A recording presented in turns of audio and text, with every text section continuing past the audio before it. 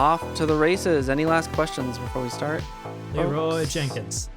That's not a question, so I'll say we're good. I'm also extremely Already disappointed. off. Disappointed in what, Jolt? I bought one of those Fortnite micro shots, the one that has the removable crown. The crown is it doesn't really go on. It's gonna get lost in like 5 seconds. It physically does not connect. All your hopes dashed. That's a sad. I thought I was getting a Jolt affairs. with a crown. Really, I'm just getting a Jolt and a crown. Perhaps the real Jolts with the crowns were the friends we made along the way, or just you. You could just hot glue it. You Right, could just you hot are. glue it, and then you could eat it. Hello, and welcome to the Provisional Nerf News Network podcast, episode 18. Today is September 7th, Thursday. I am here with my regular co-hosts. The whole team is here. We've got Jolt King 627, Vile Mods, and Grimz Nerf Works. Yo. Say what's up, What folks. up? What up? And we are also here with guests from the World Foam Alliance. We have Andrew, a.k.a. Dart Sweep. Am I supposed to say it before you say it? I already did it, I guess. And Nate, the software engineer behind the World Foam Alliance website. Hello, folks. How's it going? Great to be here. Hello, my fellow foam flinging enthusiasts. As always, to start off the show, I just want to clarify, today is Thursday. If I say this as if we didn't just get a giant pile of stuff that we're working into the show, but we may not know about some news that will happen between now and Saturday. So don't be in the comments like, oh, this thing happened on Friday night. We know. But There's this thing also, called scheduling. there is a thing called scheduling. Also, this is the partner podcast to episode 18. So if you have watched the episode, we will probably assume that you already know the things that have happened in it. So it might make sense to go watch the episode first, but you can probably get through the podcast without that. I really quickly would just want to, for anyone that doesn't know who y'all are, I think most of the hobby knows who Andrew is. But maybe you want to give a little background on who you are in the hobby, real quick, just for folks who might not have bumped into you before. Sure. I am Andrew, a.k.a. Dart Sweep.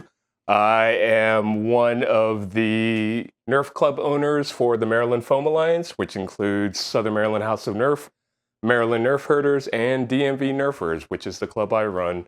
Also one of the organizers for the Maryland Mayhem weekend event that takes place in the spring. And yeah, that's pretty much it. And I gotta say, I was at Maryland Mayhem, and it was a really, really great time. You did fabulous work there. I've heard nothing but good things about it from friends who attended. So, yeah. Yeah. Good. So great work on that. I'm looking forward to next year's. Maybe I can hopefully get down to some other smaller event during the year. Just come down for a random war sometime. We'd love to have you all. Yeah. Nate, why don't you introduce yourself as well? I think you're doing really important work on the back line of something that I think is going to be big for our hobby. So let the people know who you are. Sure, I'm Nate. I'm brand spanking new to this. February, March is when I was recruited to help build a website for what we're doing now. So I'm head first into the community. You might see me in the Discord, but I basically make websites, and that's it. Not any foam flinging experience at all, but man, having a great time, having a blast so far. Yeah, don't judge me too hard here on the website beta. We're working through it, but I think we're really excited to have your perspective on some of the stuff that we talk about today, because it can be really easy to kind of get inside our heads when all of us are so imbued in the hobby. It's cool to hear someone who's coming up in it for the first time. Yeah, welcome to the hobby. May I introduce you to hot glue? Thank you. Welcome. I've dabbled in 3D printing, dabbled in hot glue, to say the least. So it's been great so far. Everyone's been really welcoming. Yeah, it's been fantastic. You'll fit right in. I mean, that's a big part of, like, we've talked about this a lot on this podcast where, Vile and I previously, we say this all the time, but we previously knew each other in a completely different hobby. We modded old video game consoles for music making, for chiptune stuff. And we knew each other on different websites and then went our separate ways and then found each other again in this hobby. But we both have different, like I've done a lot of electrical work. I used to repair electronic musical instruments and like do all this stuff. And that came right into this hobby. Vile has a big ol' engineering and like fabricating background, and a lot of that has gone into his modding stuff. So any set of like tinkering that you've done or anything like that, you'll find it's like, oh, there's a place for this here, which is one of the things that's really cool about this hobby, I think. One of the first things we always do on this show is when we're producing the new show itself, we get a lot of stories submitted, and some of them don't wind up making the show for one reason or another. And for a while, it seemed like this episode was actually going to be kind of thin. And then suddenly we had a whole bunch of last second stuff thrown at us. And so I'm actually kind of glad we didn't include a few of these things, but we definitely want to give them some time on the podcast just so that people hopefully will hear about them, because some of these things are very, very cool. The first one, which is a real quick one, is the X-Shot Long Shot has started appearing in Canada, specifically at Canadian Tire. This is, as far as I can tell, the first time that it's appeared there for sale. And we've talked a bunch about the Long Shot being sort of the international Nexus Pro. It seems to have wider distribution overall. So this is like interesting, but we usually don't, if it's just like one blaster that already exists appearing in a new country, we don't usually give that coverage. So now if you're in Canada, go buy an X-Shot Long Shot if you want one. The next thing that got skipped over was the FTech 1 Gen 2 being released. And Vile, did you look up on this one? Yeah, I went a little bit into it. So it was there wasn't an official date that I could find. You know, it obviously it's just an FTech 1 with a couple of new updates to it. Obviously being Gen 2. From what I could tell, you know, people had built one back, you know, I think it was like 2 weeks ago, and the files, everything, even the install guide or the kit guide was from almost a month ago. And, you know, from what I was finding, it you know, it's already up to release 1.3. So it's even kind of late. I think it might have gotten, you know, kind of just under the radar. We didn't notice it. And it's not really a new release. It's just that not really anybody kind of knew that there was a second generation of it really coming out. So we kind of just decided to skip it only because we couldn't actually officially find that it was a new release. Yeah. So, you know, just kind of one of those things. I was like messing around with the Wayback Machine trying to like confirm the date. Yeah, we couldn't find anything. We checked their Instagram account and tried to see if there was any posts, and there was no real official post of when it went live. And again, you know, there's already a version 1.3 of the Gen 2, which, you know, as far as I'm seeing, that's multiple reiterations. So it's been released for a while. That, even if we did cover it, I'm sure just like last episode when we covered the McDonald's thing, we'll get like 1,001 comments of people being like, actually, this thing came out 2 weeks ago. Yeah. You know, we went on the dive, we checked, we were looking at all of this. The best you're going to get is it's been around at least by a month, if not more longer. And again, it's an FTech 1 with a few new updates to it. That's at the end of the day, is that really a new release, or is it just, you know, an update for people who are already into the platform? And also as a note to creators who are doing really, really cool work, hey, use your social media. If you release something, like make a big post that you released it, so that these kinds of questions are not obvious. Like, I'm surprised that anybody knew about this, because it's like I couldn't find any information about it other than just to, you like, probably find had the to have actual been listing. following it quite heavily to notice that. Sometimes things just go past people and they don't see it. Like, I know we've had a couple instances where the tie-in micro shots for the Spider-Man Into the Spider-Verse movie have been brought up again and again because people hadn't seen them, so they thought they were new, even though they've been out for months and months and months. That's right. It kind of reminds me of the Fortnite Primal thing. We covered it in like a community post, and we still get occasionally people in the Discord hopping in being like, hey, have you guys seen this thing? Well, we did talk about it. We did bring it up in the show after that. Did we? It was just, my memory is all fuzzy with that stuff. There's so many things. Who knows? Like we've been doing this almost a year now. It's wild. Moving forward, Hotcoin has a couple things going on. Hotcoin and Silly Butts are collaborating on a rolling block rifle blaster. Hotcoin, of course, does really, really cool concept sketches of blasters with really unique curves and shapes that are... and a few different creators have started bringing some of those to life. Silly Butts is now doing one. The rolling block rifle, I was looking at it for a second. It's like a break action thing, I think. It looks really, really cool, but even though it was reported to us as news, it is very much in a beta form, and we usually kind of wait until these things are ready for release, and people can actually go download files. Similarly, Hotcoin is working on one of his own blasters, like Hopper Tube Magazine. I'm blanking on what those things are called. Little pistol. Is it RSVP or whatever they call it? RCS, RSCB. See, I'm from when these things were like commonplace in the hobby, and even I can't remember what the full thing is. Yeah, I don't remember. RSVP, yeah, sure, whatever. It's like a... I think, I think it was RSCB. It is RSCB. I think it's an acronym for the people who invented it. Okay, fine. Anyway, it looks really cool. Again, very beta stage. We're going to wait on it. But if you're into that, look up Hotcoin. Check it out. Silly Butts is also working on a Mega XL cylinder blaster. Similar situation. It looks really, really neat. It's similar to, if anyone remembers Megan, that like, it was like a Mega XL like little cannon, and it had some weird issues, but like was just kind of a cool idea. I believe it's supposed to be modeling after the ERTL shotgun, I think is what it was. Oh, that makes sense. That old yeah, thing. with the big rotating barrel. Yeah. It's based on I think they were commonly modded into the Doomsayer popular mod back when it was in the hobby. Those things are super sweet.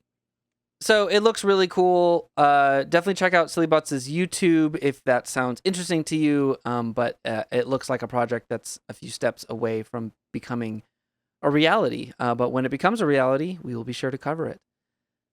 And that's it. That's all of the news we didn't cover. And instead, we have a show chock full of whatever we made. I don't know. For some reason, my brain was blanking for a second, and I was like, "That's it? The podcast over? All right, goodbye, guys."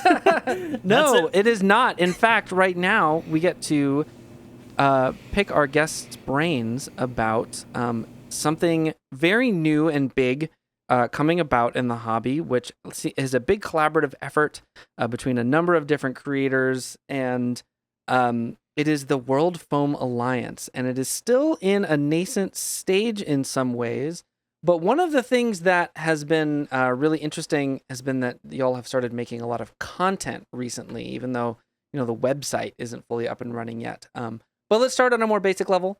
Maybe if one of you wants to just give our audience the background on it, and from your perspective, what is the World Foam Alliance? How did it come about? And what is it here to do? How is it here to make foam flinging better? Nate, you want to start, or? Yeah, it doesn't matter to me. I'll start.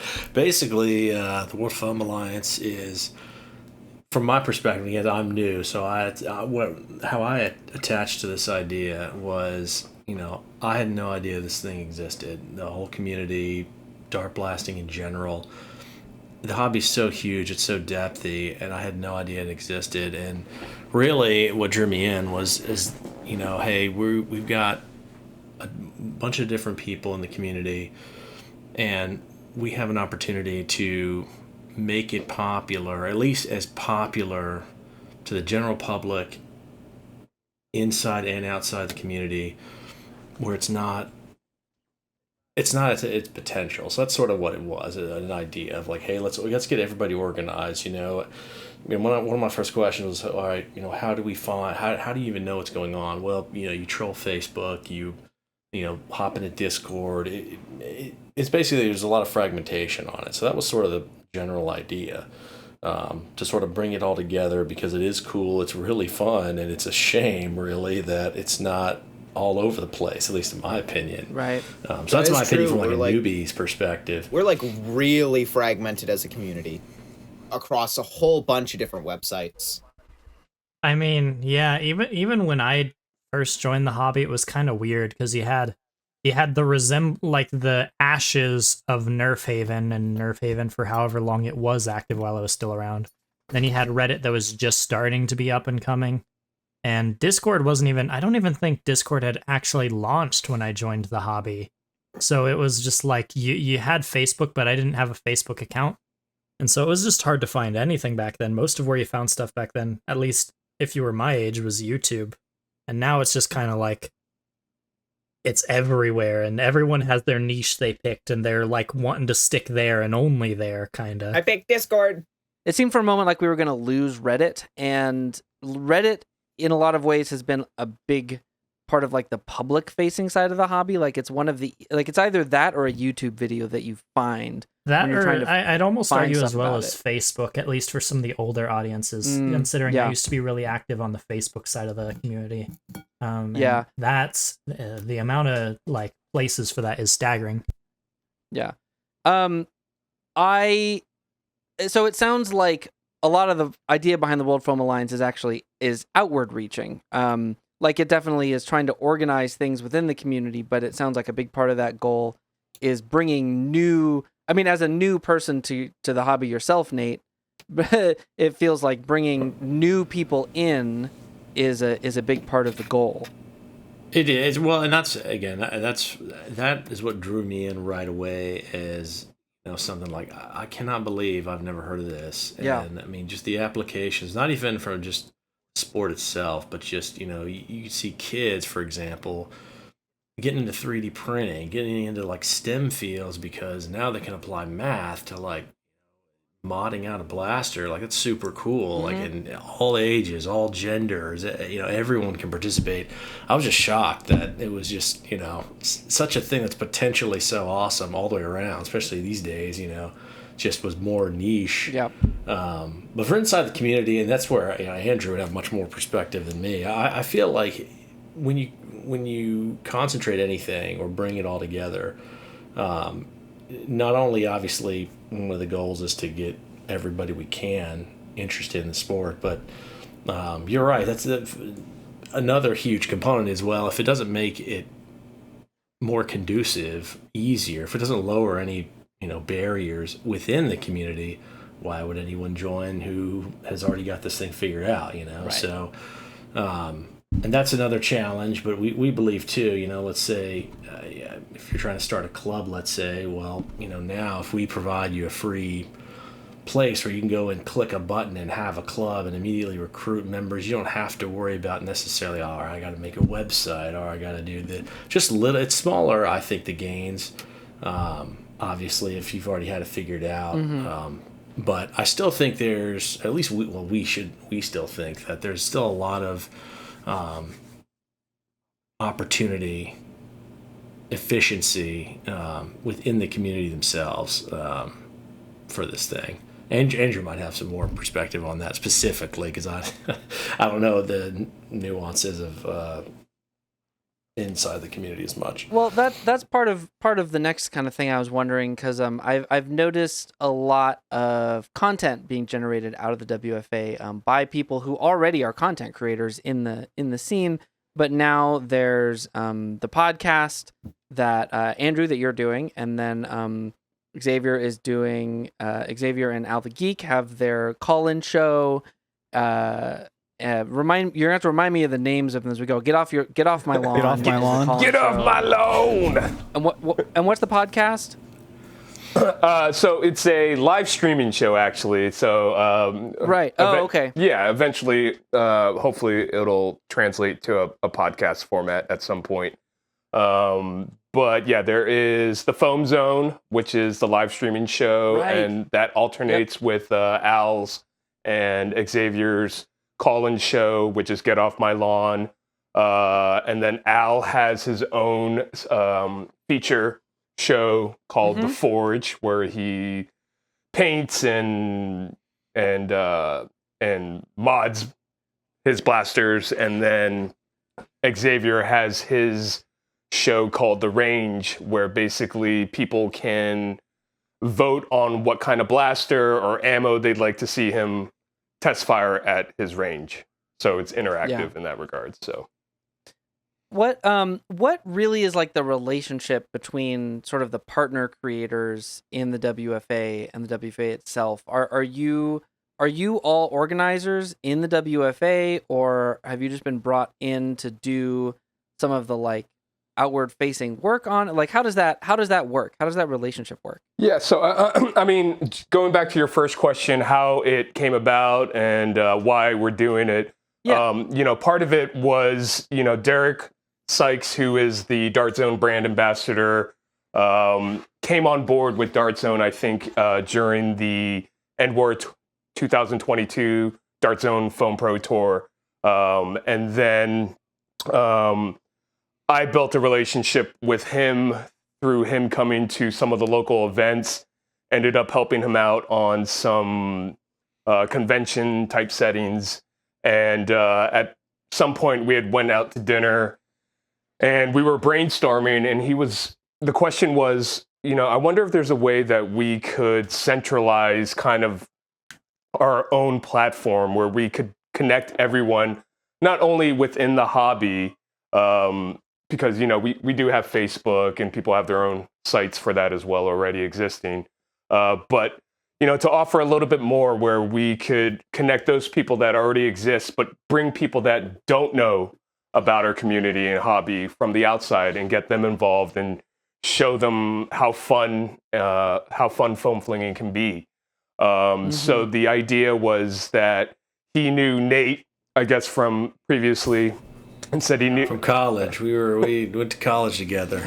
We won't talk about that on the show. That's a whole nother podcast. Yes. So he knew Nate as a software designer and said Nate could probably come up with something. And then I came about it because I do video content creation, or at least I like to think I do. But he wanted to, do some sizzle reels and just short little video clips to kind of showcase what the World Foam Alliance would be. At this time, it was still just an idea. It wasn't the World Foam Alliance.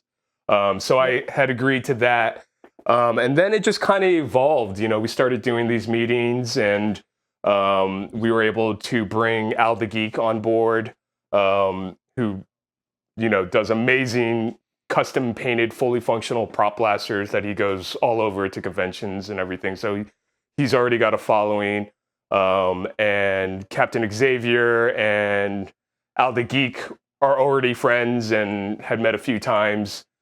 So we were able to get Captain Xavier to join, and it just kind of evolved into two things, like providing this platform where we could connect people, make it easy for people that wanted to find clubs that didn't know clubs exist, set up some metrics to see how many people are like in your area and connect those people together.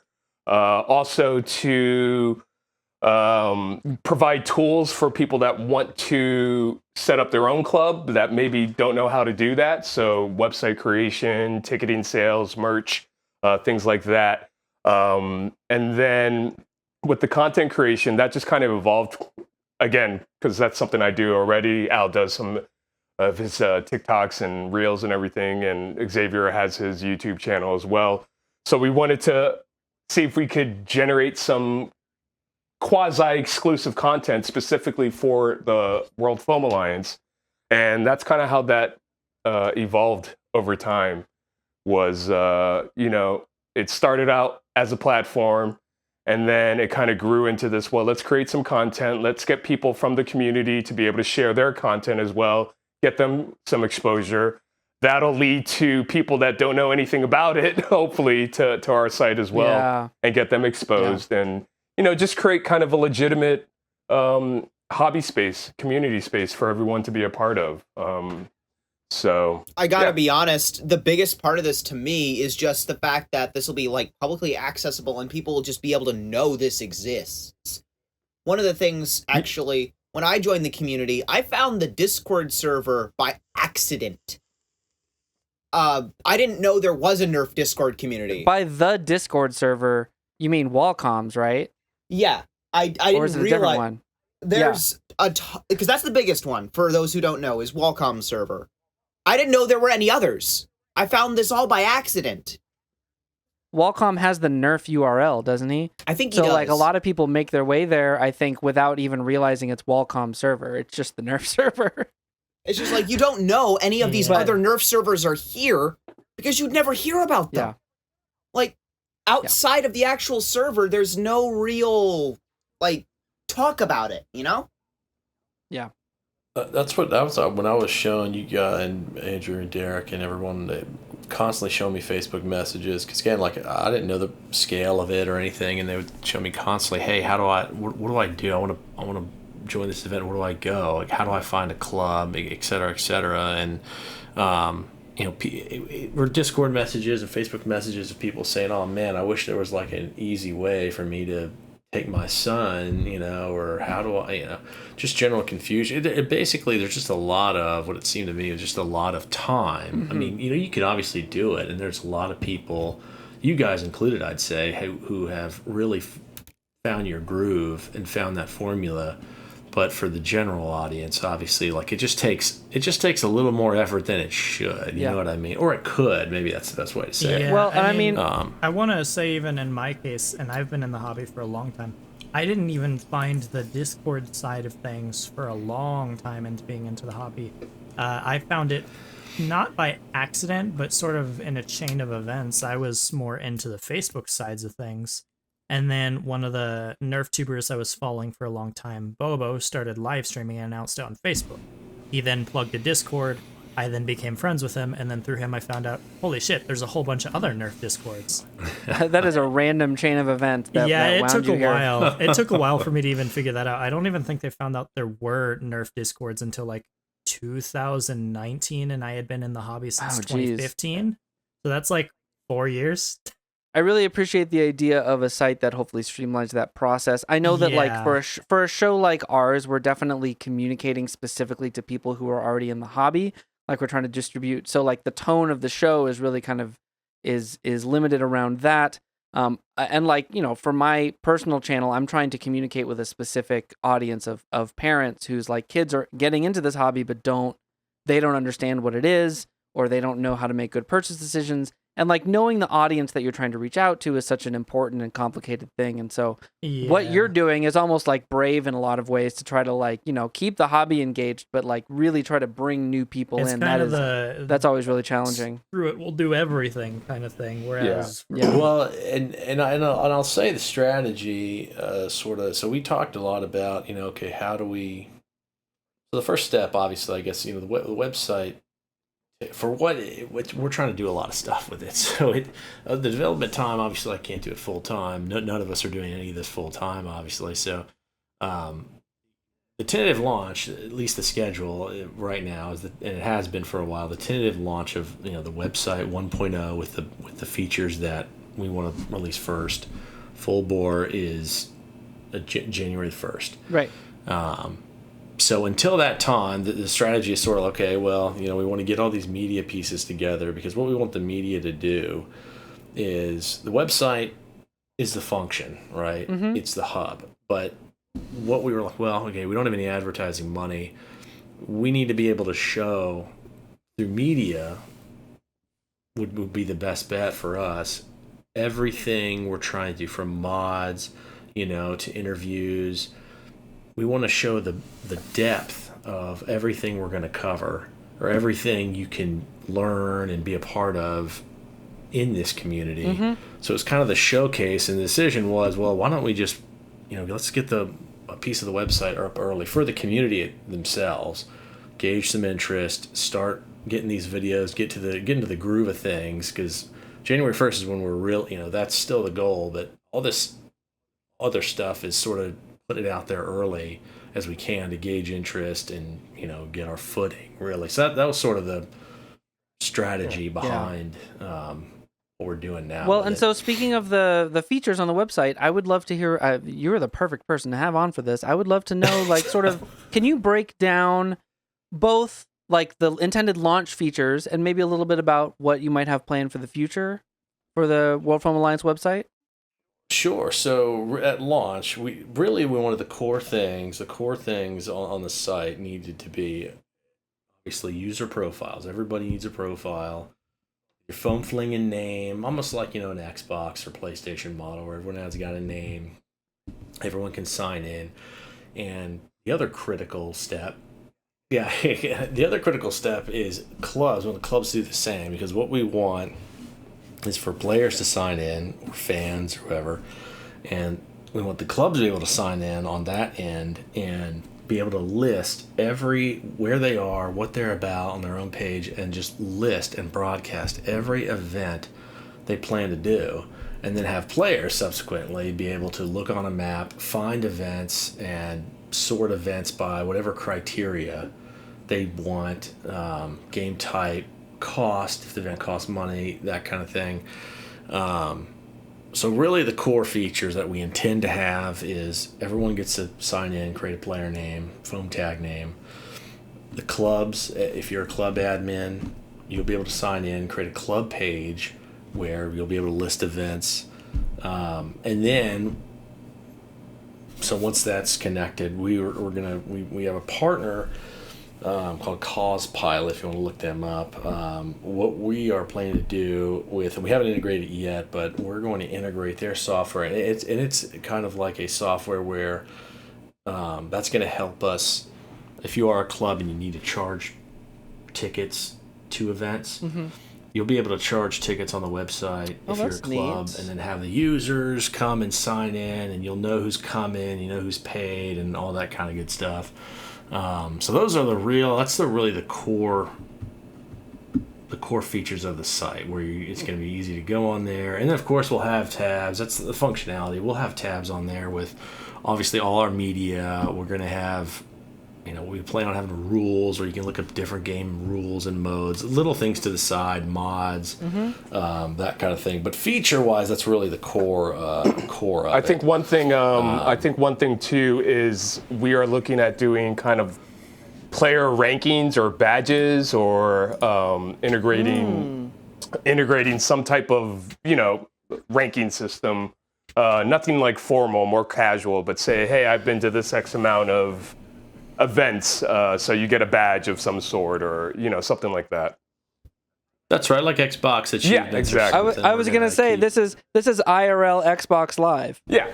Hopefully, we'll see. We'll see. The other thing I almost thought as a comparison, and it's on my brain since you have a Halo profile picture, was similar to how in Halo you had your ranked rank, but then outside of that you earned XP for like just attending normal events. So you had your own external non-competitive rank that was more from stuff you did and other things.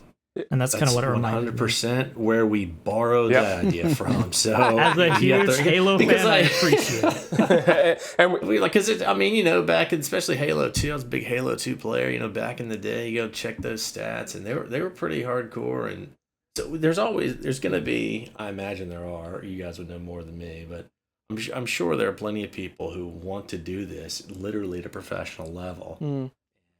Hey man, stats, that's up your alley, right? Like, you want to be able to track your stats, your career stats. And for the casual player, like, you never want to leave anyone out casually who doesn't want to do stats if they don't want to. Or let's say you have just casual stats, and let's say you're playing your backyard, and we don't see a problem on the casual mode. Enter your own stats in. I mean, they don't really count for anything, so it's just for bragging rights. But stats are a cool idea. And then if you don't care about stats at all, and you're never going to hit that page, then achievements to keep you interested in the site. Yeah, have you been to this event? Have you played this? How much HVZ have you played this year? Here's a badge. So. Little things like that to keep engagement high, to keep the fun, something for everybody, no matter. We don't want it to be just for pros. Trying to go across the spectrum. So casual play, regular club PvP play, and then we're still figuring out how to do it. But for HVZ, it'd be fun to be able to track how many Zeds you slayed, or how many human brains you were able to capture. So just engaging the members is really kind of a huge element of it. How many mods you've done? Sure, why not? How about this? How about how many sticks of hot glue you've gone through? Oh my god! We'll add a hot. I've got the overall highest ranking. What of it? This is kind of amusing to me in a good way. In a good way, I'll say it, because when I joined the hobby, now people don't pitch it this way anymore due to tonal shift and cultural shift in the hobby. But when I first joined and I found out about this back in like 2015-ish, I remember my friend pitched it to me as, it's like getting to play Halo, or in the case of HVZ, COD Zombies in real life. And that's how it was pitched to me back when I first joined. So this whole thing that feels kind of Xbox Live-esque with like rankings and all that other stuff, it's just kind of like, this is kind of like what I thought I was getting into when I first joined. It's like, who doesn't like Xbox Live? Exactly. Or PlayStation. If you're a PlayStation fan, nothing wrong. And I think the ultimate goal, or at least one of the ultimate goals, is, to be able to present to potential sponsors like Monster and Wells Fargo and just kind of big name sponsors that, hey, we have so many people interested in our hobby community. We'd like you to be able to sponsor some of these events that the World Foam Alliance wants to hold, like a tournament or a private HVZ event, That's a really good idea, because then you can point to them and be like, here's the documentation of all of these actual real people that we know exist, and here are the events they've attended and other stuff. Or here's how many events they are interested in attending. So it's definitely more of a, it's a very solidified and very provable way of saying, hey, we actually do have players, they're interested. Absolutely. And we think, obviously it'll be good all the way around. The more popular, it's obviously, money's only money, but, the more we can make it popular, the bigger we can have events. Think about that. We can have professional players that hopefully one day will be able to play professional, foam fling professionally all day long. That's their main job. That'd be pretty cool. Like clubs are the same way. Like, run a club, it's, making sponsorship money with Monster, and now they can throw events all day, every day. You could turn a lot of jobs into the coolest job ever, I think. And, we're trying to, at some level, at least in the competitive side of it, present it so it's presentable that it could be on ESPN The Ocho, something like that. I think the goals of this are awesome. I'm so excited. I think that the potential for the hobby is really big, and it's definitely something that we've needed for a long time.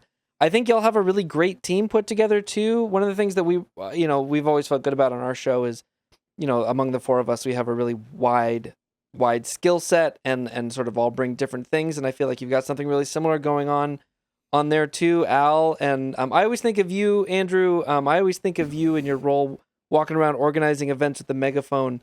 Actually, you were one of the people that I was thinking about when you haven't seen, anyone that's watched the show knows that we're rebranding the site. I'm going to drop this in the chat for y'all to see, but I was thinking about you when I designed the new logo for the show, for the Foam News Collective, after we changed the name of the show, when I made this thing with the megaphone shape to it, because I feel like that's such an iconic part of event running, is the person walking around with the megaphone telling everyone what the round is, what's going on, what the timer is, doing the calls and stuff. I thought that was really good. Oh yeah, especially in stuff like HVZ, I just have this image in my head of like the moderators who are trying to make sure everything's going smoothly, or if there's something that needs to happen, the megaphone. That immediately comes to mind. But yeah, to have Xavier has his own style, and Al the Geek is like super solid on like the cosmetic stuff, and Nate is new to the hobby but brings a whole different skill set and like this new like excitement about it. And Derek is embedded in the business side of the hobby and has that perspective. I think it seems like a really varied team, and I have high hopes for this project. Yeah, I mean the team is very well spread out, especially even if you consider just times people join, because like Al the Geek, for example, has been in the hobby I think longer than I have, or at the very least around the same time, because I remember seeing people reviewing stuff that Al was making back when I first joined. Yeah. And like then we have newer people, we have people that are somewhere in between. And it's just even like experience spread is very good, which is a great thing to have on a team. And that's one of the things, for example, I really value on our Nerf news team here. Yeah. We have like 4 separate people with very different periods in which they joined and other things that they're good at and other stuff. It's a good thing to have to make sure that it's not one person trying to be a jack of all trades. That way there's a little bit more room for specialization to get things a bit more correct. That's exactly how we feel. I mean, you guys feel it with the team, and that's sort of how, when it got going, it didn't take long. Oh man, like I think we really could have something here. Yeah. Yeah.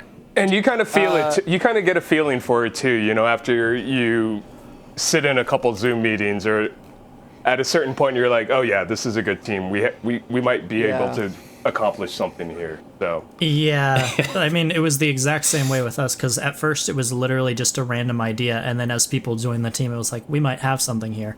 And we sort of started similar with the, not quite marketing, but we did spread around in Discords, and then started the Discord server at the very least for our thing a month or two before we actually went live with the first episode, and then we launched at the start of the new year and thereon.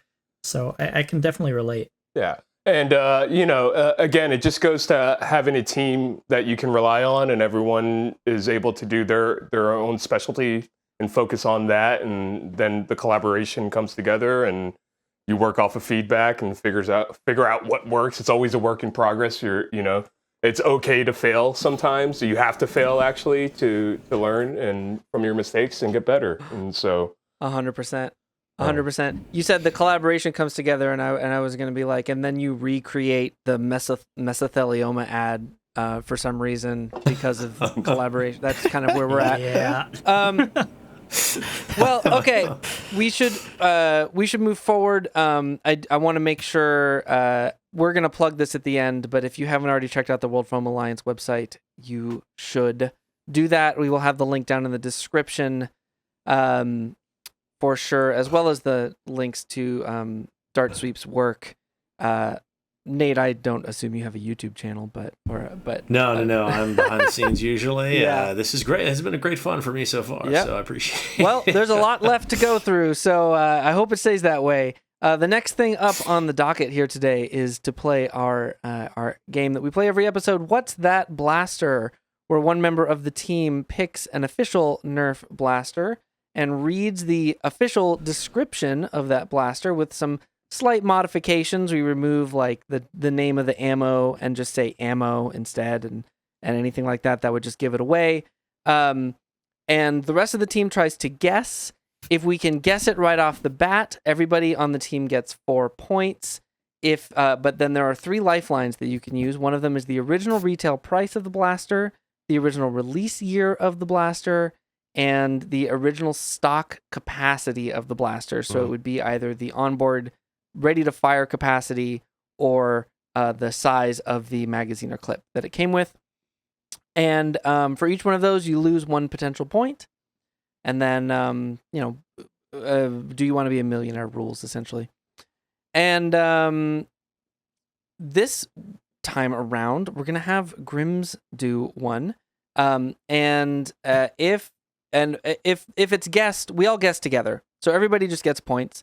And guests are sort of just competing to be on the board of guests who have actually guessed correctly, because so far it's only Not Enough Nerf is the only guest that has actually gotten on the leaderboard at all. And probably will continue to be.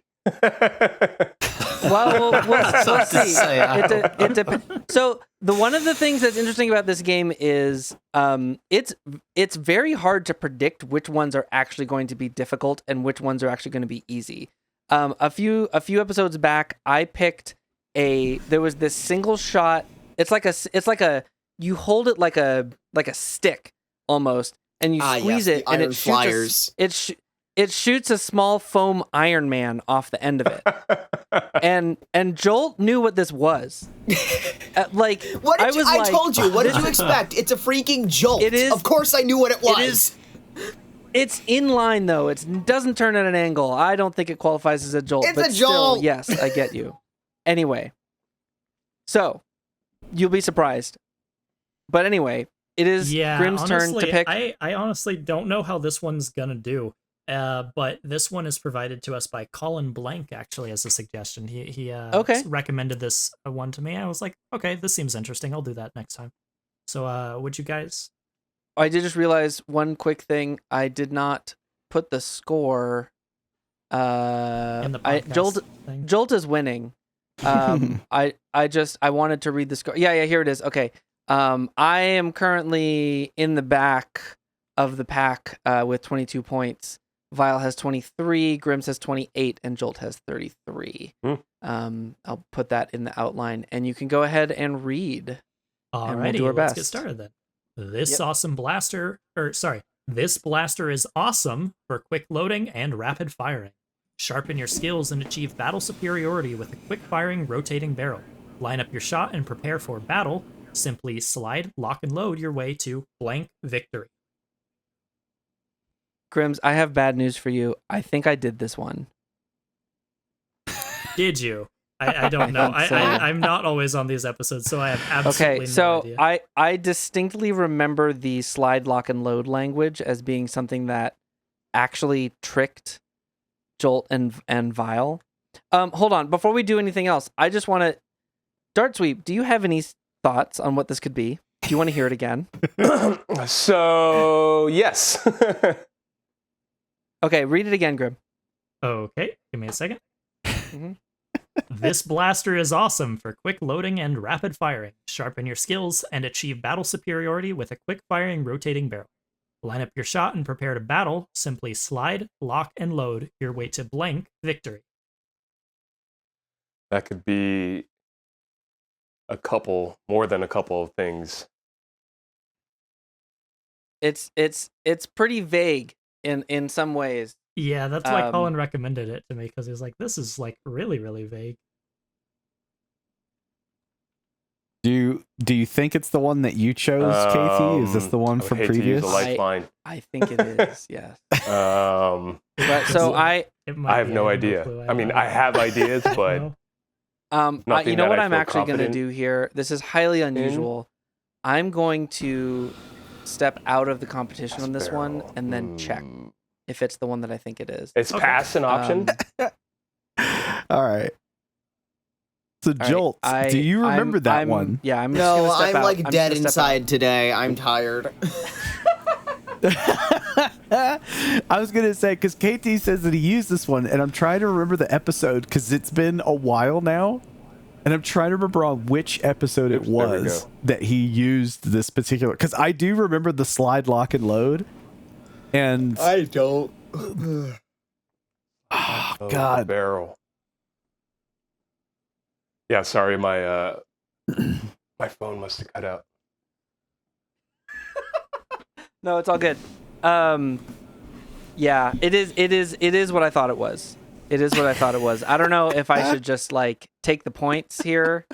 I would say you get the points. You at the very least. Okay, so be out of line here as the guest. No, go ahead. I feel like at least somebody needs to guess. You know, if you already know it. That's my feeling. I would love to have someone have a guess. The problem is that I forget after every episode what we actually already did. So I've already at a loss. You know what? Dead, I just started managing a spreadsheet so that we could keep track of these things. Thank you. We need it. Yeah. I'll have a list so we don't repick them. So the fact that this has been used before, then, and if it gets people again, I'm gonna. Oh, that's what I'm kind of looking forward to. Okay, it'll get me again every time. Probably it's gonna get me again just because I'm dead right now. Why don't you read it one more time, and then maybe folks can use a lifeline or two. We'll see what happens. Let's get started. This blaster is awesome for quick loading and rapid firing. Sharpen your skills and achieve battle superiority with a quick firing rotating barrel. Line up your shot and prepare for battle. Simply slide, lock, and load your way to blank victory. Wait, is this the Maverick? Is it a strong arm?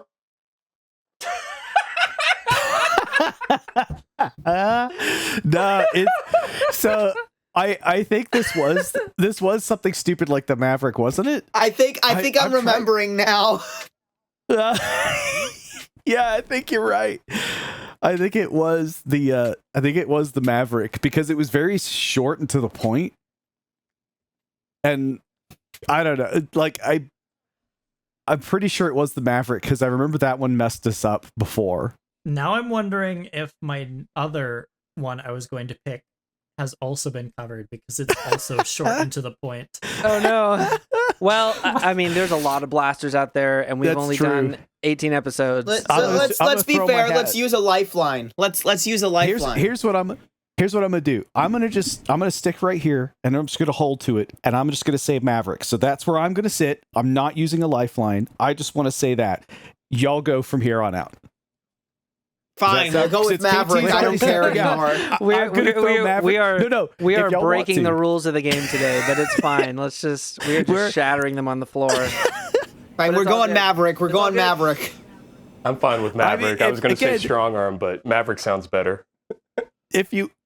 I just wanted to, because from what I remember the Maverick causing us problems. I remember. Here's the thing, though. It wouldn't be Strong Arm because Strong Arm would have Elite somewhere in the language because it was one of the first couple Elite blasters. That's fair. Mm-hmm. Can you tell we've done this too much?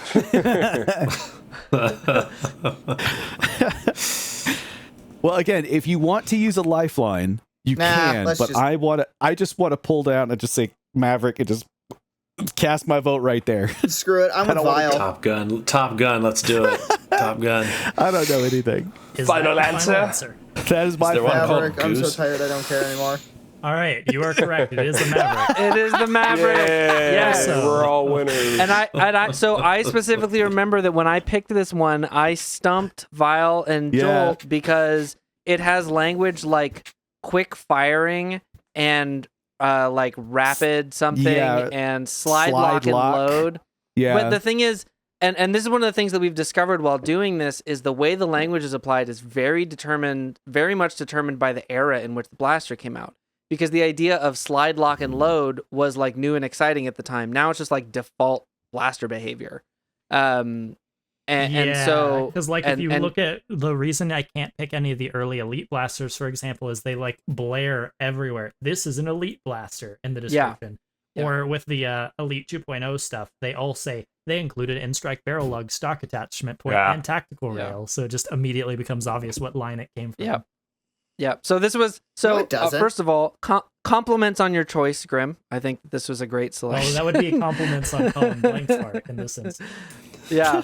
Well done, Colin. Tell Colin to catch up on the podcast because. All right, I don't know how to award points for this, so we can discuss that later. I am also confused on how to do that, but at the same time, in between you guys guessing, I've been like fighting a mosquito that I haven't been able to kill just yet. Oh no! Okay, and it's like so hot in my room, so I have like a tank top, and so it's like nipping at me. The mosquito's coming for the vampire. That's incredible. I am gonna do this. I am gonna put Dart Sweep and Nate on the board with 4 points each. Which means that you're both. Of course. I think that for sure is fair to do here. Not enough. I think not enough. Nerf is the real winner, though. Yeah, agreed. But as far as the four of us, I'm not really sure what to do there. We can figure that out later. But for the time being, we can move on to what wound up being our lead story on the show: a new blaster by Worker, the Worker Seagull. Another one of these segments that started with a sight gag and turned into a ridiculous production. Y'all haven't seen the show yet, Dart Sweep and Nate, but it's not a spoiler now because hopefully anybody listening to this has watched the show already. But if you know maybe I don't need to spoil it for you. Maybe we can just talk about the blaster and you can niche enjoy internet that. humor and meme making is all I'm good for, and like obscure facts from like early hobby history. Like that's all I'm good for. Yeah, that's it right there. That's where the segment went, and it goes pretty deep. So you can look forward to that. But the Worker Seagull seems like it's basically a slightly smaller Harrier, and the thoughts about it that I had, one is that it seemed to have kind of a weird launch, but it seems like Worker kind of does that a lot, where products just sort of like fall off the truck into the hobby's hands. Like it doesn't. Yeah, there isn't like a coordinated. All right, here you go, blaster. All right, goodbye. Do with it what you want. Bye. Yeah, because it's like, Nerf sends their products out to 1 billion people. Dart Zone has like a very sort of complicated announcement process. Buzzbee sort of doesn't have any fanfare. They just do it, and Worker is just sort of like.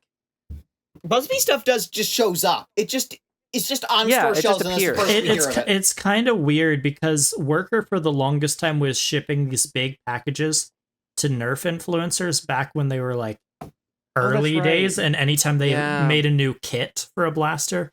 But then I guess they just somewhere in between realized, hey, we don't have to do this, and also YouTube isn't netting us as much views as possible. We can just shit out a release and then people will know and they'll buy it. Cool. Well, and they've also had a pretty significant shift from primarily making kits where you need to have a knowledgeable person to use the kit on video to show off what it does, as opposed to blasters, which you can put in anybody's hands that use the blaster. And they know what to do plus with it. Mainline hobby shops that are fairly well known in the hobby now at this point are the ones retailing the stuff in the United States and other parts of the world. So it's just like they don't even have to deal with that part. It's kind of just on their part now.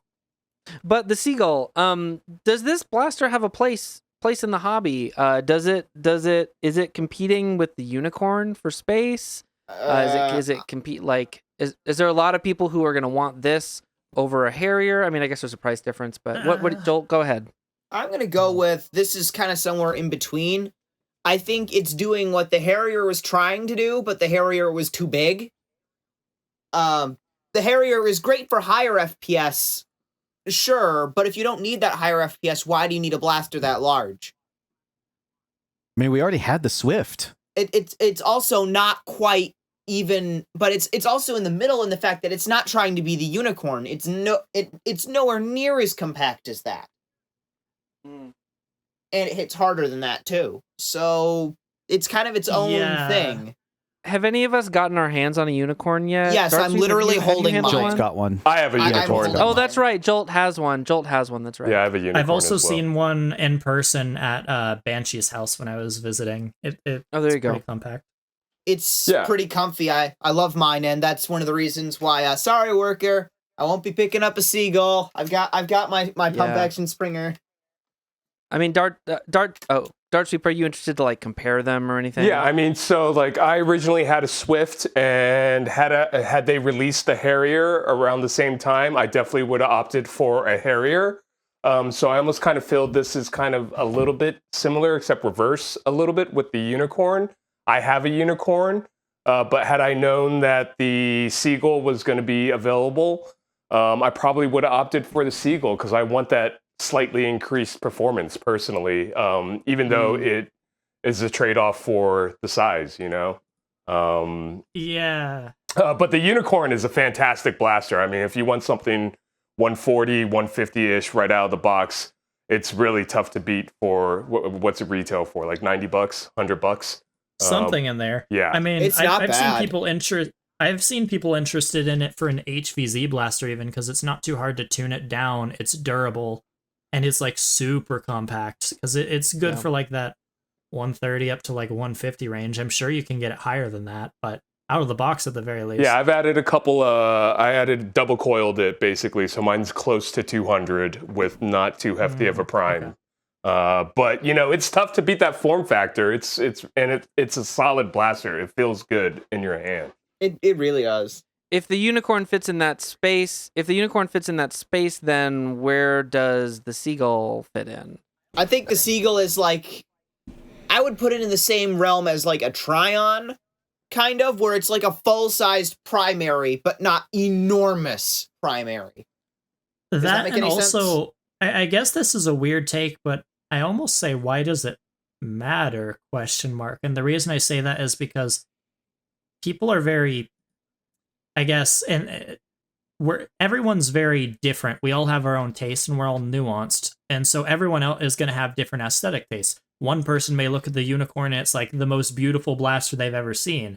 And someone else might look at it and it's like hot dog water. But then they look at not the Harrier, but the Seagull, and it's like everything they've ever wanted in a blaster. So it's just I am personally very attracted to the color options on the Seagull. Oh yeah, I also kind of like that a lot. The color options. The new direction, design language wise, Worker's been going with their products since they've all been made by the same designer shell wise. I like the design language and how smooth it kind of feels. It's almost kind of, it gives me like sci-fi, almost Destiny vibes to a degree. So it really sings to me in that regard. I also a little more organic. I also feel like at this point you pretty much know what to expect when you get a Worker blaster. Yeah, pretty much. Like it's gonna work, pretty much, And if you wanna tune it up, you can. If you want to detune it, go for it. It's a good thing they didn't call their company Doesn't Worker, because then they might be in trouble. I'd almost argue as well that if it is a response from Worker, I'd almost say Worker doesn't really need to per se, since Worker has its own customer base already. That's if they're into Worker blasters, they're just going to get the next Worker release when it comes out, type of thing. So I just kind of feel like they're in this safer position where they don't necessarily have to worry about that as much. Like, I'm sure it's definitely a concern and would affect profit, but it's not going to cripple them not to, if that makes sense. Yeah, I think a lot of it's going to come down to preference, really. Do you want to spend the extra $20 or whatever the Seagull's going to cost? To get a Worker? I mean, like I know anyone local, they're talking about getting a Seagull over a Harrier because everyone has seen the Harrier that one of the guys has, and he actually wanted to see something more Seagull sized, but they like the build quality on it and the feature set on it a bit more than they do the aesthetic of the unicorn. So at least locally, I know it's kind of just Tryon or Seagull is what it sounded like the move is for them. Like, don't get me wrong, the Seagull looks like an amazing blaster. I just don't need it. Yeah, well, it's I think there's a lot of Springer people. fatigue. I already have all the pump action springers that I need. Yes, we talk about this a lot. The phrase primary class Springer is sort of like a running joke on this podcast. The amount of times I've said like that in a segment, it's yeah. I mean, to be fair, I will say, the Midwest, at least the area of the Midwest I'm in, we didn't move on to half darts until more recent years. Hell, I didn't even start doing half dart only until 2022. And since I'm very budget constrained, I still don't, other than my links and my slab, which I have for different purposes, and my links still needs to be tuned more. Those are the only like primarily half dart only blasters I have, I think. So it's just kind of like, I'm still in the market for that kind of stuff. And I'm a very aesthetics oriented person. So some of these new options I appreciate, but not everyone's in that space. A lot of people have just had half darts since like literally 2015 with slugs and other stuff like that. So it's like some people, they already have everything they need. And thinking back also, we started, the first thing we talked about today was the X-Shot, long shot appearing in a wide variety of places. And it seems like the blasters like that, like the long shot specifically is sort of becoming what the Nexus Pro was in like 2020, where it's sort of the thing that everybody says, oh, just go get that. Oh, just go get that. Like if you're just the hobby, get a Nexus Pro. Right. And now it's get a long shot. And I mean, like, actually, I want to ask Nate, as someone who's relatively new to this, I don't know if you've actually like bought any blasters or gone out playing yet. Have you received advice like that, trying to make your first blaster selection? And would you consider getting something like, how much is the unicorn? Who did the unicorn's like 90? I want to say 90, but it comes out to like 100 with shipping and handling. There you go. As opposed to like the long shot, right? It hits like in its stock form, it hits around the same numbers, but like it's relatively easy to dial it up or dial it down. Have you thought about this, Nate? Have you heard about these things? I'll say I haven't. I've looked at the unicorn right now on the old internet, and it looks slick. I'll say it looks good. I'm more a fan of my zero experience here to the viewers or the listeners. I am more a fan of. I'd rather have something personally, at least I think, that I could hold comfortably at firing position and use for an extended period of time and like not get tired doing it. Does that make sense? Yes. Like, I think that would help me more, and just over time, something like the unicorn, man, I think that's right up my alley. I mean, it looks compact enough. Now, granted, I don't know the. Well, does spending $100 on something like that make you think twice? So I would, in fairness, 10 years ago, yes. Today, probably not. Well, and understanding that like you're not really explicitly the target audience for a blaster like this if you're relatively new to the hobby, but you're also surrounded by hobby people now. So if I was in my 20s, so like it's just in my current position in life, I suppose. So if I was in my 20s, sure. My early 30s now, it's not nearly as big of an ask. Let's just put it that way. So that's not a price point. I would say any kind of thing, just about anything, about the $300 mark is when I would say for. We need to get Nate a full auto flywheeler or AAB, and then he's sold on it. It's like I found I've messed around with a few of them. Derek really showing me through the ropes, and oh my goodness, all the different types of. Now, granted, they were all dart zones because we were at an event. Yeah.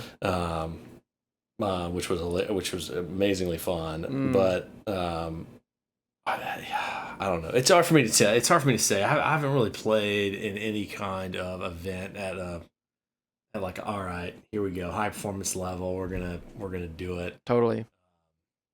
So I don't know for sure, but I tend just on gut feeling, you know. I think the unicorn is something that I'd like. I mean, it's just compact enough. It's much smaller than you would expect it to be. I can tell you that. Yeah. Oh, really? One of the things that we talk about a lot now is, you know, when the Nexus Pro came out, it was, I think, appropriately lauded for what it represented at the time in the hobby. Sort of an entry-level way to get into short darts. But it has things about it. Grim and I have talked about this a lot. It has a lot of I've priming. talked about this ad nauseum probably. Yeah, it has a lot of priming slop because it's designed to take both the long darts and the short darts. The X-Shot long shot now does that same thing, but it doesn't have that priming slop. And it's not because like Dart Zone did a bad job making the Nexus. It's because we're this many more years into the hobby and we figured out what the things are that like make blasters unpleasant to use, and like the standards have changed and the expectations have changed. Well, also the Nexus Pro was based very heavily off of the Prophecy Retaliator platform, which inherently doesn't have enough draw for full lengths. So they did whatever they could to make it do so. Which that is also true. Is where the slop came from. That is also true. But a blaster like the Seagull is only designed to do half darts, and so it's very purpose built for that thing. And that allows it to be small. That's one of the things that allows it to be smaller, but it also just should make it smoother to operate. Obviously I haven't used one, but it should make it smoother to operate. Like the Harrier. Despite its size. So that's what it would come down for me. I'll tell you that. Like just like how you use it, how smooth is it to use the action over and over. Well, and that's one of the challenges I think for a brand like Worker, and one of the reasons that IRL events and organizing events and being able to get people together is so important, because you can't go to a store and try a Worker blaster. They're sold. Yeah, it was kind of weird because I was in the mindset of I'll never be interested in a Harrier or anything like that. I can just hit up my friends for 3D printed blasters, which I still probably will because I like supporting them. But at the same time, when I tried a Harrier in person, I was like, that's unnaturally smooth to prime. Like, holy crap! And so it immediately went from probably not to, well, maybe. Hold on. Yeah, good to use. Yeah, I picked up a Swift on sale as Foam Blast was closing, and I keep it just tuned as hard as I can keep it tuned, just literally as a piece to have in here to show people like what sort of like the higher end can feel like to have a thing that I can like snipe stuff from across the lawn just to show people what's possible. And even at like high spring loads, it's like, it's just feels slick. Like it just works really well. And I really appreciate that a lot. Yeah. But let us switch from the world of pro blasters to the upside down of toy and prop stuff and talk for a second about the Stranger Things line. This is one of the things that dropped on us just as we were trying to start the podcast, and we're trying to parse all this information. We've known about the Adventure Force Stranger Things line for a bit. The Babysitter's Bat was shown by a Twitter account from the Stranger Things writers, like just before the writing strike started. And we also knew about the Demogorgon Finder thing.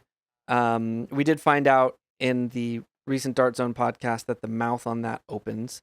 But the thing that I think is the most interesting about this, Adventure Force, of course, is the brand name owned by Walmart that multiple blaster brands, Dart Zone, X-Shot, although X-Shot hasn't done it for a while, but apparently they're coming back into it, and Buzzbee all release different products under, as well as a bevy of other non-blaster related toys under the Adventure Force brand.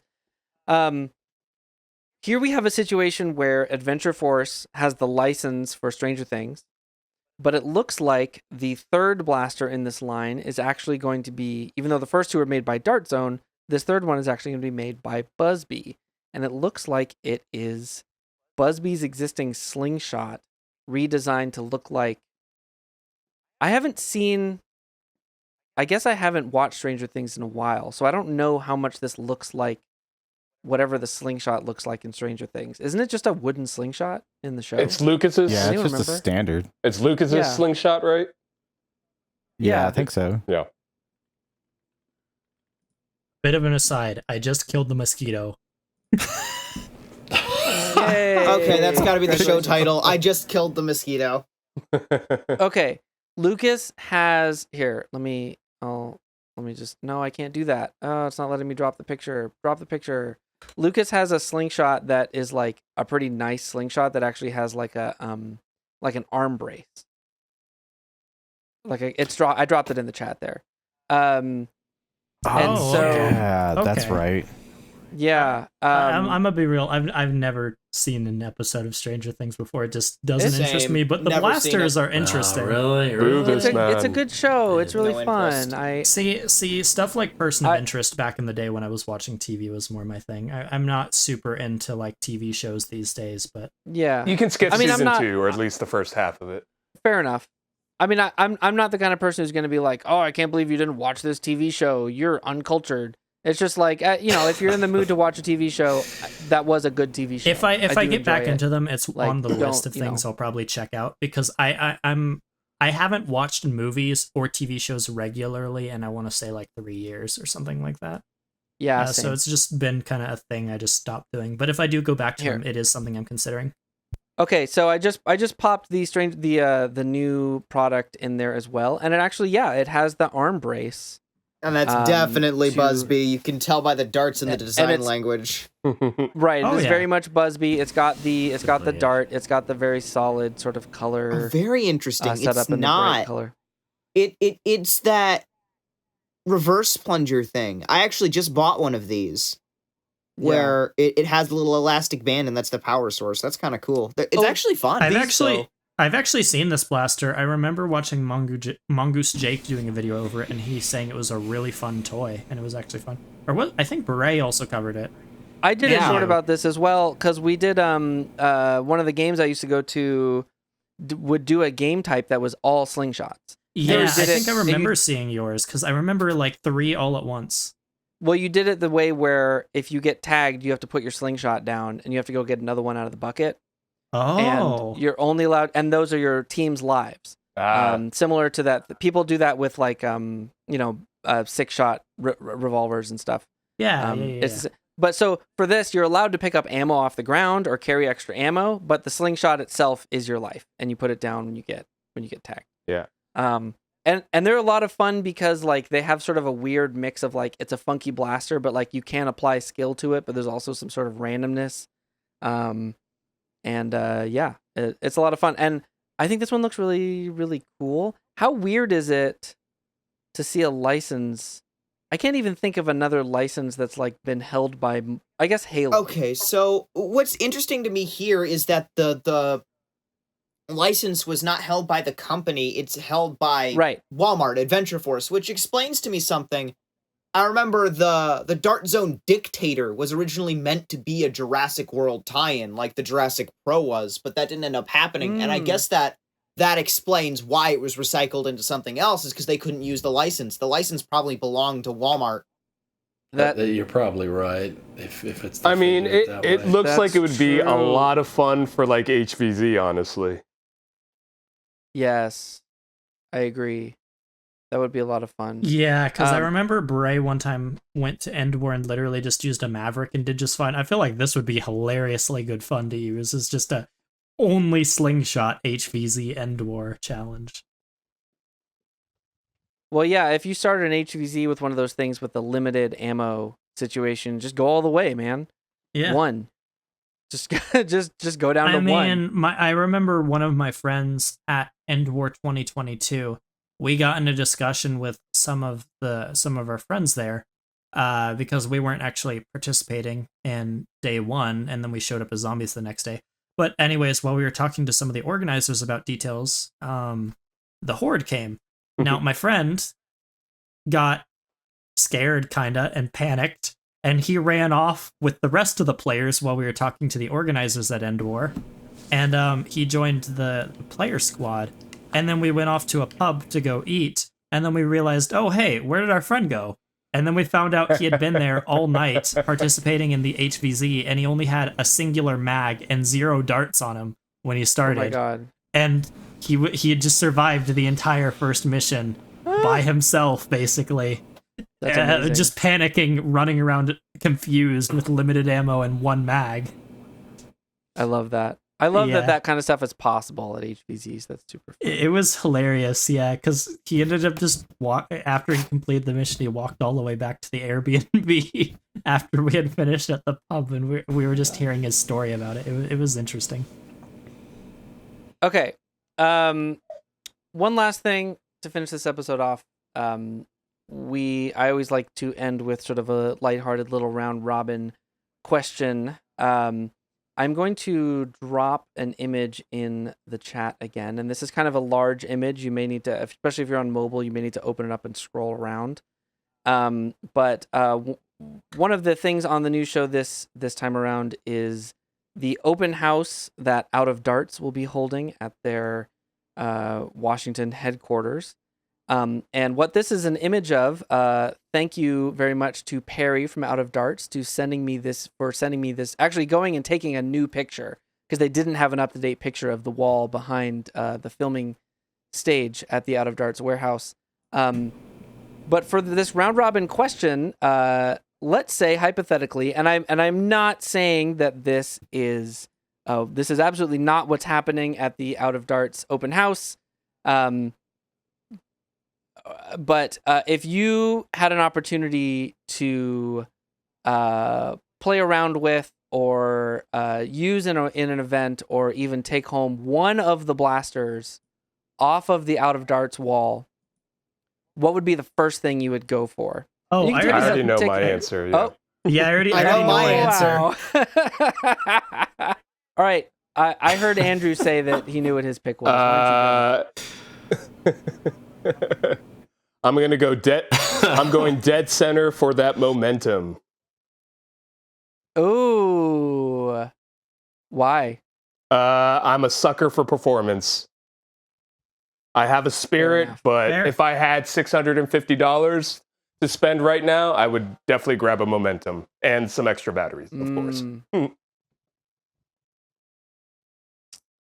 Makes sense. So my pick is a little bit more multi. The answer is only one. The first one I'll preface as why I'm not picking it, but why, to a degree, it would be my first pick. When I went to my last Out of Darts war, when I was up in the area, it was one of the first wars open to the general public. So when I was there, I was on Drax's team, and he didn't have a blaster since he had just gotten off of a plane for the Flux Labs opening. He didn't have any blasters with him. Luke lent him a Talon Claw. I think I've told Jolt this story before. And how it ended up happening is he's like, this thing has a bit too beefy of a prime, I think, for the FPS cap, but Luke's my friend and he usually means well. I'll just trust him on this one. And as soon as the game starts, you see a dart nail all the way to the end of the warehouse, and you hear someone yell, "Ow!" And it turned out it was Luke. Drac had nailed Luke directly in the middle of the forehead with the Talon Claw he was handed, and it turned out that the FPS cap there was 150. it was hitting like 240. Oh my god. And it was like a dead accurate nail in the middle of the head. Everyone laughed so hard. Oh my goodness. So for jokes, I'd pick that one, but in all seriousness, the thing that's probably more up my style that I'd actually pick is the skew bow. It's not the most practical thing in the world, but it's right up my more old school alley. The other thing I really liked using while I was there was I borrowed a inline clip Rival Fate while I was up there. And I had some good fun with those. So stuff like that's a bit more up my alley, even though the easy choice is the momentum. The skew bow would feel a little bit closer to home and what I prefer. I mean, the momentum sounds really fun, but with skimming over what's actually on the wall right here myself, I am definitely, well, the skew bow looks really, really good. But I think what the thing I'm honestly drawn to is the proton pack. I haven't had a chance to use one, and they're hard to get now. And I would really, really love to play with that. But I think even more than that, I might want to play with the Hurricane because that's kind of the original. Just to have. Oh yeah, if Rival was like up my alley, that was going to be my next pick. Just because that thing, just even as a piece of history, it's a piece of history. I would love to just play with one of those for a while. It was cool getting to see it in person. It was really cool. Proton pack's extremely fun, but it's almost a cheat code. Yeah, I know. But there's something to that sometimes. For sure. Nate, just looking at this picture, and maybe not knowing what any of these things are, what draws your eye? I'm telling you, you guys have been talking about all that stuff, and I've been absorbing this entire wall with sheer amazement. And I'll tell you the order of things that I would choose. What drew my eye immediately out of all this was that manta ray looking one. Yes. The manta ray. Cultured I have to give that a try. Those are fun. I have to give if that they a don't try. break on you, they're fun.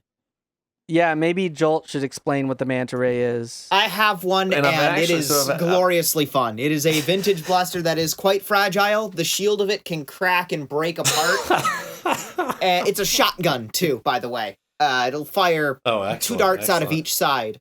And it'll fire just about anything. It'll fire Mega, it'll fire Rival, it'll fire Hyper, it'll fire half darts, it'll fire full darts. The only thing it won't seem to fire is Ultra, unfortunately. Yeah, if you watch the original ads from when it came out, it was intended to be both blaster and shield. It's pretty cool. Oh, okay, I see. It's never something I'd look and say, that's going to be comfortable to use. But it just immediately drew my eye. So it's like, well, I've got to choose. How can I not pick that one? It's very cool. I fired the Omnia Pro before, which has been one of the 10 blasters I fired for a time. And so I've used that one before. That's probably what I've used practically just because I know how it works. Right. And then when I inevitably get destroyed, I would choose the Game Boy original. On the wall above the manta, sitting out, waiting to get back in. So that Game Boy is actually a blaster. I forget who designed that thing. I think it's Bow and Bow Innovations. Yeah, that sounds right. Thank you. That's amazing. Yeah, I want to try that one. That's the one I want to try. Yeah, they go by Bobo Innovations now, but they used to go by Bow and Bow because I think it's 2 people. It gets confusing because then there's Bobololo and he goes by Bobo, and so that's just why I refer to them. But yeah, Bobo. Nate, that thing is actually it's like a little tiny transformer that like opens up and you can like put darts in it, and it's adorable, amazing. And that will be my pick because that thing's just too cute. That's very good. That would be amazing. All right, Vile, what are you going for? Well, out of most of the stuff on the wall, I own a lot of it already. Like I really do. Even the proton pack, I have a proton pack. Well, a handful of these things, you look at them, and if you look at them closely again, it's like, oh wait, like the long shot. There's a long shot, a zombie strike long shot on the left, and at first glance, it's like, oh, it's a long shot, and then you look again, and it's the special one with the custom bars and everything. Custom, custom stock and thumbhole section to it. And the Ultra Select has the mod kit that they designed but never released.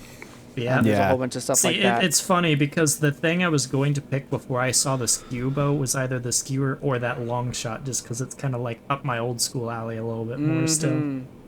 Okay, but Vile, go ahead. Yeah, so it was going to be the Manta. That's one that I don't actually. Excellent taste. That is one I don't have, and in all honesty, that's the one I want to mess with. That's the one I want to play with. I don't care. I don't care if it's underpowered. I don't care if it's easy to break. I mean, I'll tell you this as a game with. I'll tell you this, having played in Out of Dart's warehouse, you could absolutely rip with that thing. I mean, hell, Bray was doing the Nerf Gelfire TikTok challenge thing. He only pretty much used the Gelfire Mythic shooting single shot rival, and he tagged me out numerous times with the Gelfire Mythic just shooting rival, and That's amazing. So it's like, I can tell you can have all the like best blasters in that warehouse and you can still get tagged out by a hidden beret using a Gelfire Mythic single shot. So I mean, go for it. It'll work. That's my blaster of choice out of that wall. I always say it's Fabulous. Definitely the player, not the blaster. Yes. I think that's one of the things that makes this sport so special, right? Is the freedom that we have to like mess around with silly gear and have a really good time and still be competitive and real, like, you know, maybe not a top level competitive event or whatever, but like generally speaking, it's such a more playful sport. Yeah. I mean, I'll tell you one of my favorite compared experiences that's most memorable to me in a war is when I tagged out like a Lynx user that was tuned for like 200 some, like 5 times in the same game with a long shot front gun, unmodded. So yeah, absolutely. We used to play like Defend the Core, where you have to get ammo into a target to score points. The thing that won the game for me was like a little Hamp rocket launcher, because the rockets were worth a bunch of points. Right. And so it was like, you know, I had someone with an FDL on one side and someone with like a high power sniper of some kind on the other side guarding me, so I could run up there and just hamp a rocket into the thing, and that's where the game win came from. Yeah, but I think that's where I got used to that sort of stuff, because back when I started, that we didn't have any clubs. The only thing around was a couple arenas, and there were people with like modded stripes and FDLs that always got put on the same team since they were friends with the owners, and I just had a unmodded stock Raven. So I don't know what to say. I got put on the team with like everyone with the stock blasters, and everyone usually put me in charge, and I had a stock Raven. So it's I do know what Derek would choose off the wall from Derek Sykes from Dart Zone. He would choose the Swift because he wanted to see how hard 300 FPS would feel. So he asked me to shoot him less than a foot away on the back of his calf. And I did that, and it definitely broke skin, and he definitely still has a scar to this day. So. Oh my God. Life decisions, right? Wow. Yeah. Well, at least it's a story that he can carry with him. I mean, yeah, I still have a story like that, because back in the day when FVJs weren't as regulated, there was a kid who showed up to a club with a single Titan, and yeah, you can kind of guess where that went.